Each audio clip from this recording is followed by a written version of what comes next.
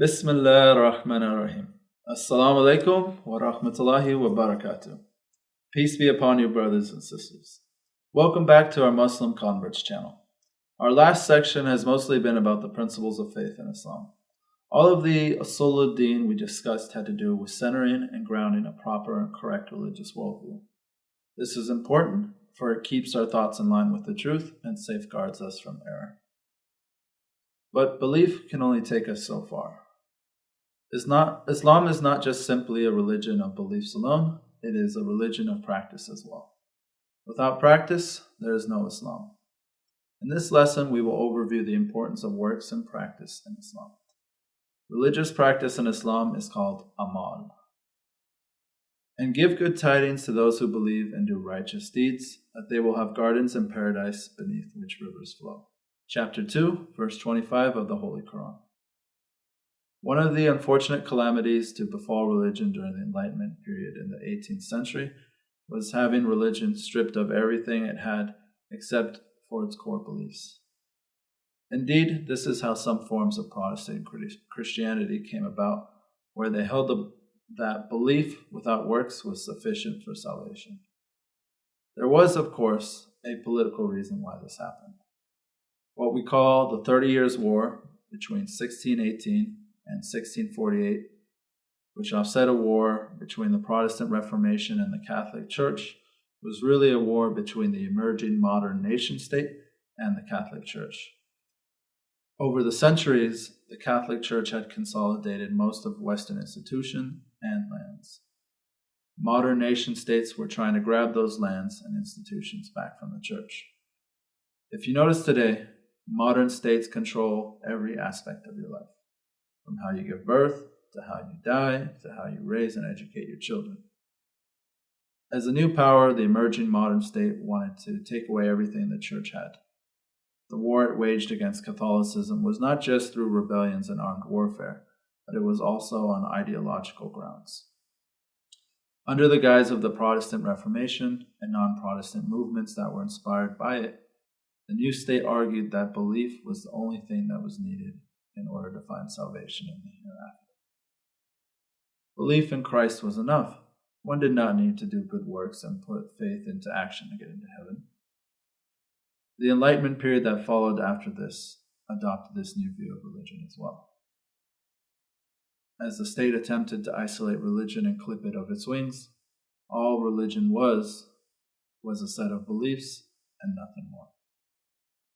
By clipping its wings and privatizing it, the state made sure religion could not interfere in the state of the government and capitalist elite. Action and works, on the other hand, was no longer to be determined by religion, but by the new, all-powerful, omnipresent state. Although this view of a reduced religion might work with some forms of Christianity, or even for some other religions, it is a hard sell for Islam. First, Islam is not just a noun, it is a verb. This means that Islam is not just a belief, but an ongoing activity. Worship of God in Islam is a state of mind, and beliefs and actions are what produce states of mind.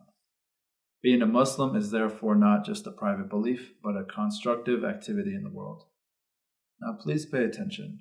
When we talk about putting faith into action in Islam, this is not just an option. It is not just a choice where one chooses to do it or not. It is an obligation that is made directly by God upon humanity. This is because by accepting the Shahada, it's a covenant between man and God with a set of strict obligations and commandments to follow. If a person has to abstain from pork and alcohol and has to pray 5 times a day and fast during the holy month of Ramadan, he or she cannot exercise choice and decide to not just do it. If one fails to do so, then he or she has disobeyed God, broken the covenant, and fallen into a sinful state. A sinful state is a deviation from the straight path of Allah, and one will be held accountable before God on the Day of Judgment. In fact, with some obligations, like the obligations to take care of one's spouse, children, or heeding prohibitions like abstaining from alcohol, one may be punished in this world according to Islamic law. Now, from an outsider's perspective, all of these may seem all too absolute and strict. but the idea of belief and action as a non-choice matter is for our own benefit and the benefit of the believing community. The objective of Islam is to reshape our souls and hearts. It is to purify them through proper discipline and rules.